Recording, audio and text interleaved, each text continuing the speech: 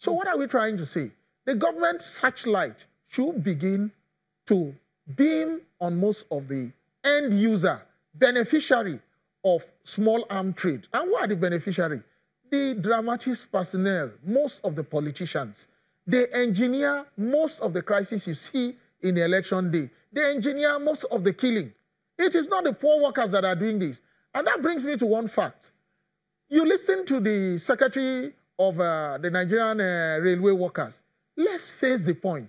There is need for parity of wage. You don't begin to tell the workers that the 30,000 naira, the paltry sum of 30,000 naira that they are asking for is a threat, is going to bring inflation. That is not true. Leave that to the managers of economy. The real inflation we have in this country is the kind of wages earned by the political class, is the kind of allowances that goes unchecked. Now, let us also face it too. If you don't reduce some of these things that are perks and privileges of the politician, the insecurity in the country will continue to increase because they will do everything possible to do what?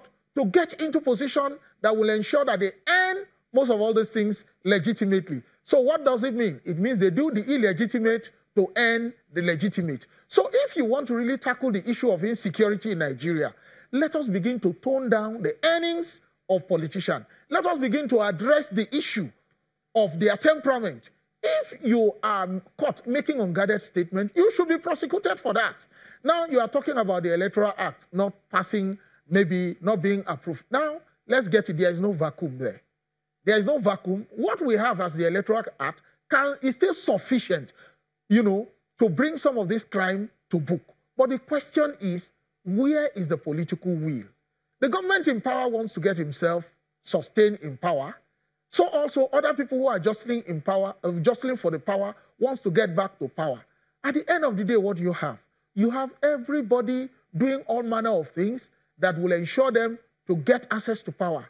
So one of the greatest challenge to the polity is security. And all security is a human problem. Dennis, thank you. You obviously have a lot. You've connected all the dots from welfare, from security to welfare to wages, back to investment, back to the political class. Sanusi, when I asked the first question I asked you was as regards there appeared to be a resurgence in the insurgency in the Northeast. Sure. We have the protests in Abuja that I just saw a tweet here from the Senate president asking that everyone adopts peace, that lives have been lost, both the protesters and the security needs to come down to the point of peace. Now, if we have this kind of tension in the nation's capital where the election umpire is seated, probably thinking and planning how to execute this election, and then we have pockets of violence here and there. Yeah, sure. What can we do? Yes, the Electoral Act has not been passed in time for it to be electoral amendment. The amendment to the Electoral Act has not been passed in time for it to be effective. So what can be done now as we move towards the election in terms of planning? Well, in terms of all these agitating groups, it's important, like many commentators have been saying over the past week or so, that there needs to be some sort of dialogue between the government and the warring factions, or whatever you call them.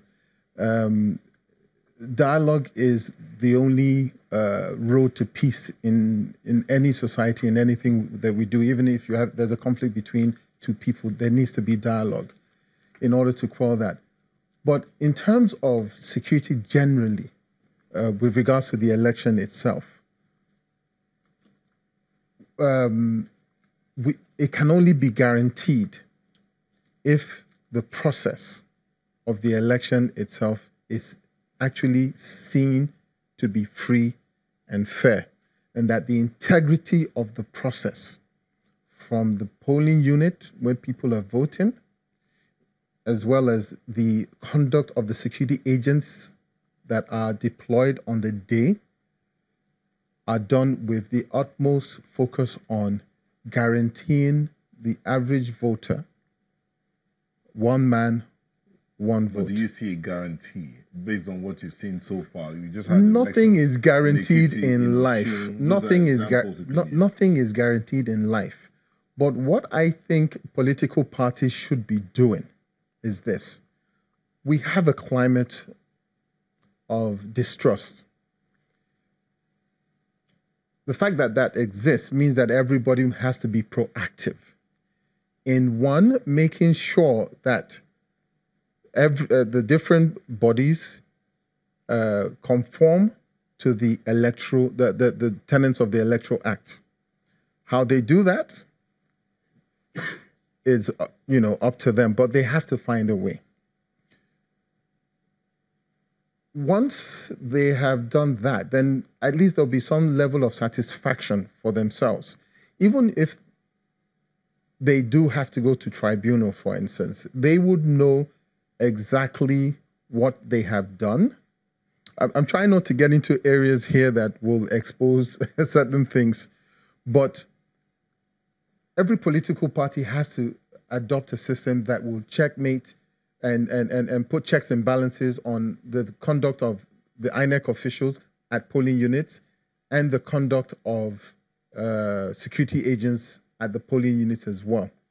Because ultimately, if, for instance, there is an election of any one of the different areas, and they feel that an election has been breached, when you go to the tribunal will only overturn that decision if you can prove that substantially the election was rigged. And you must prove by polling unit. Now, talking about Osun and Ekiti State, what I found that they've been doing, just like some of us did back in 2015, is that you're punching in the dark, searching for information. You have an idea of the fact that something happened, but you don't have the information.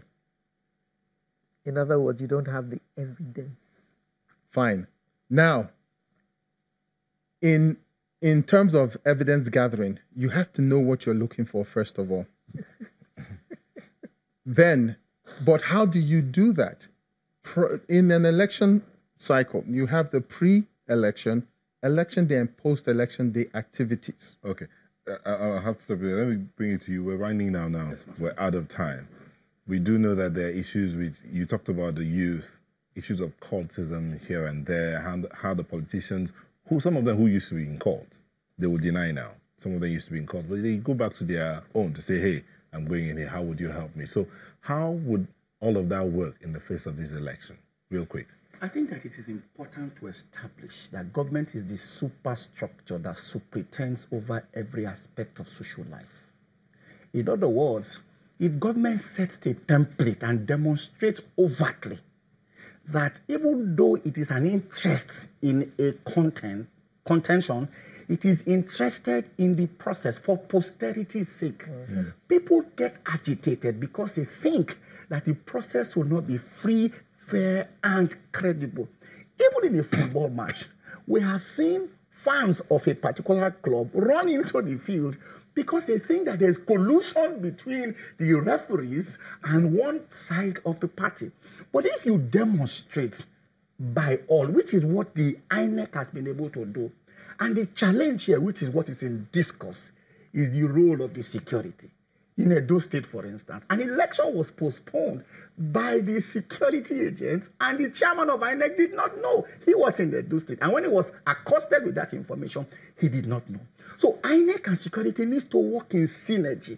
Security people need to understand that when it comes to electoral process, INEC is the boss. Okay. If you want to quell an election, if you want to quell a riot in a non-election period, police is the boss. So the police cannot tell INEC what to do. It is INEC that tells the police what to do, because all said and done, INEC is the arbiter that conducts the election, that is free, that is seen to be free, fair, and credible. And this INEC is prepared to do that. And the police, security agents, the sum total of them must work collaboratively and progressively to sustain this democracy, irrespective of who wins or loses an election. The process must be seen to be fair, clean, credible by all. All right, thank you very much. Dennis, I'm so sorry we're completely out of time. Dennis Inyang Mbekwe, Development Strategist, thank you for joining us from our Abuja studio.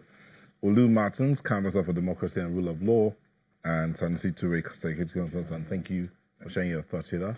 Sunrise will be back in a moment. Please don't go away.